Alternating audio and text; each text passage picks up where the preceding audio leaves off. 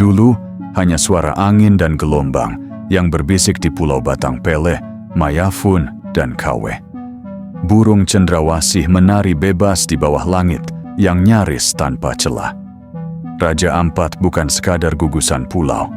Ia adalah altar kehidupan bagi manusia dan semesta. Lautnya jernih seperti kaca doa.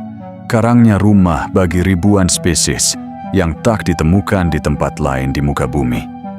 Para ilmuwan menyebutnya sebagai pusat keanekaragaman hayati laut dunia.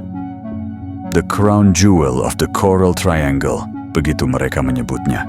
Namun segalanya mulai berubah saat mesin-mesin tambang datang dengan dentuman yang mengoyak hening. Di balik dalih investasi dan pembangunan, yang muncul justru adalah luka ekologis yang mulai menganga. Eksplorasi tambang nikel merambah ke jantung pulau. Hutan adat digusur. Tanah keramat diratakan. Air mengalir keruh. Ikan-ikan hilang. Masyarakat mulai kehilangan bukan hanya sumber penghidupan, tapi juga identitas mereka sebagai penjaga tanah surga. Sebuah ironi besar. 2. Munculnya gerakan penolakan. Dari taman kota hingga pintu kekuasaan kemarahan, itu tidak tinggal diam. Suara yang dulu hanya berbisik di kampung-kampung nelayan, kini menggema di jalan-jalan kota. Di Taman Sorong City, sekelompok mahasiswa berdiri di bawah terik matahari, menggenggam poster dan idealisme. Mereka menolak tambang dengan satu kalimat yang mencabik nurani. Kami bukan generasi yang lahir untuk mewarisi puing-puing Raja Ampat. Aksi menyebar cepat, dari Sorong ke Manado, dari Manado ke Makassar. Di depan kantor Gubernur Sulawesi Utara, orasi mahasiswa dari Ikatan Mahasiswa Indonesia Papua Sulut terdengar lantang. Kalau hari ini kita diam, maka anak cucu kita takkan pernah tahu warna asli Laut Raja Ampat. Karena yang tersisa hanyalah endapan lumpur dan kesepian. Mahasiswa, masyarakat adat, aktivis, mereka bukan barisan elit, tapi mereka membawa suara yang paling murni, suara hati. Mereka tahu ketika tambang masuk, yang pergi bukan hanya burung dan biota laut, tapi juga masa depan. 3. Respon pemerintah daerah, janji yang diucapkan di tengah kepungan massa.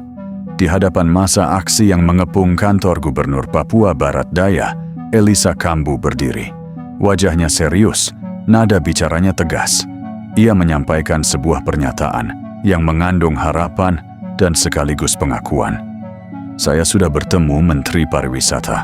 Rakyat Papua, khususnya di Raja Ampat, ingin agar pulau-pulau ini tetap seperti sekarang, sampai dunia ini kiamat. Pernyataan yang emosional, pernyataan yang terasa seperti doa. Tapi apakah cukup? Di balik mikrofon dan janji-janji, rakyat masih menunggu bukti. Karena mereka telah berkali-kali melihat janji yang disampaikan di siang hari, dibatalkan diam-diam di malam sunyi. Mereka tahu, tambang tidak datang tanpa restu, dan restu tak pernah turun tanpa niat. Mahasiswa di Makassar melawan lewat kata. Di Jalan Sultan Alauddin, mereka menyuarakan fakta yang mengejutkan. 4 izin tambang memang dicabut, tapi 1 PT masih beroperasi di bawah hidung negara. Ini pembiaran. Pertanyaannya, jika 4 telah dicabut, mengapa 1 masih bebas menambang? Itulah sebabnya mereka tidak hanya berdemo, tetapi juga menuntut konsistensi. Sebab kepercayaan terhadap negara sedang diuji. Negara tak bisa lagi hanya tampil sebagai juru bicara kepentingan modal, tapi harus hadir sebagai penjaga amanah rakyat dan pelindung lingkungan. Apakah pemerintah berani memilih bumi daripada profit? Atau lagi-lagi tunduk pada logika tambang dan angka ekspor? Pernyataan resmi pemerintah pusat, komitmen atau sekadar strategi redam aksi? Atas petunjuk Presiden, pemerintah pusat akhirnya menyatakan akan mencabut izin usaha pertambangan dari 4 perusahaan yang beroperasi di Raja Ampat. Satu pernyataan yang terdengar seperti angin segar. Tapi apakah ini langkah korektif atau hanya strategi meredam gelombang protes yang semakin luas? Pemerintah mendengar suara rakyat. Kalimat itu sering kita dengar. Tapi dalam banyak kasus, yang terdengar justru gema dari ruang kekuasaan yang tak pernah benar-benar mendengar. Kini masyarakat menuntut transparansi. Perusahaan mana yang izinnya dicabut? Mengapa masih ada yang beroperasi? Karena rakyat tidak butuh janji. Mereka butuh jaminan. 6. Makna aksi dan harapan ke depan. Raja Ampat milik masa depan atau masa lalu? Rangkaian aksi ini adalah potret tentang kewarasan. Bahwa di tengah hiruk-pikuk proyek dan janji pembangunan, masih ada suara-suara yang memilih untuk menjaga. Bukan membangun dengan merusak, tapi membangun dengan merawat.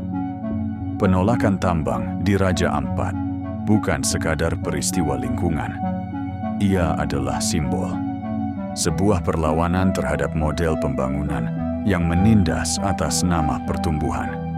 Sebuah penegasan bahwa alam tidak butuh diselamatkan. Manusialah yang butuh disadarkan. Kini semua berpulang pada pilihan. Apakah kita akan membiarkan Raja Ampat digadaikan demi segelintir keuntungan sesaat? Ataukah kita akan menjadikannya monumen peradaban yang memilih warisan ketimbang kerusakan?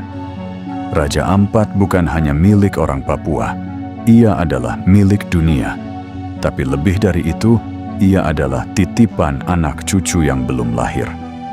Kalau hari ini kita biarkan tambang menghancurkan surga terakhir ini, maka sejarah akan mencatat. Kita adalah generasi yang tahu dan membiarkan. Dan seperti kata seorang ibu tua dari kampung Saonek saat wawancara dengan suara gemetar, "Kalau laut sudah rusak, kamu mau kasih makan kami pakai apa? Janji dari Jakarta?" Sebuah pertanyaan yang seharusnya menggema di ruang-ruang kekuasaan. Sebelum semuanya benar-benar terlambat.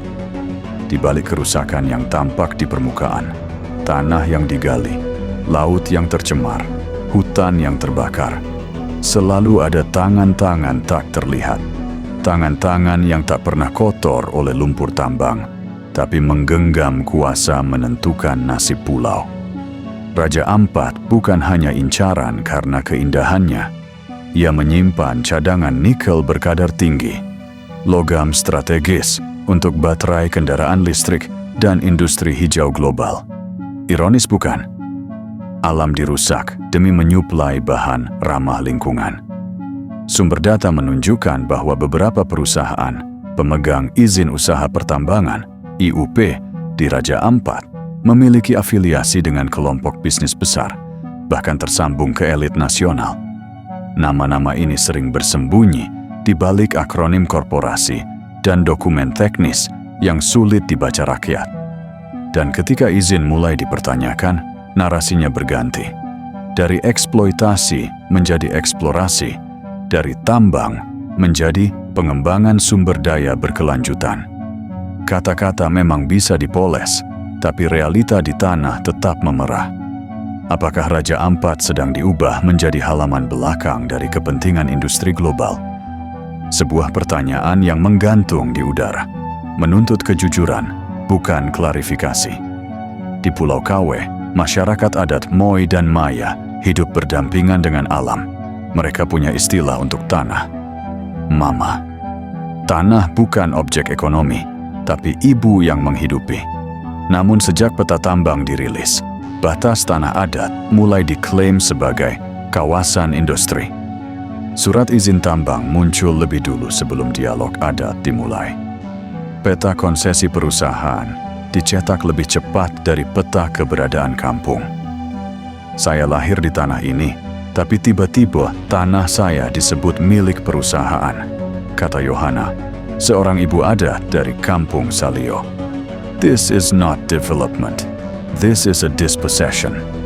Apa jadinya ketika tanah yang diwariskan 7 generasi tiba-tiba dibatasi pagar dan papan bertuliskan proyek pertambangan dilarang masuk? Apakah pembangunan seharusnya datang dengan pengusiran? Kalau ada tambang, sekolah-sekolah akan dibangun, jalanan akan diaspal, lapangan kerja terbuka. Begitu narasi yang digencarkan, tetapi di realitas kampung, yang datang justru truk-truk berat. bukan guru. Air sumur jadi payau. Anak-anak yang dulu belajar di bawah pohon ketapang kini batuk karena debu. Sebuah janji yang tak pernah ditulis, tapi dibiarkan dipercaya. Janji yang berubah menjadi ilusi kolektif. Bahwa penderitaan hari ini akan terbayar oleh kesejahteraan nanti. Tapi pertanyaannya, kapan nanti itu datang?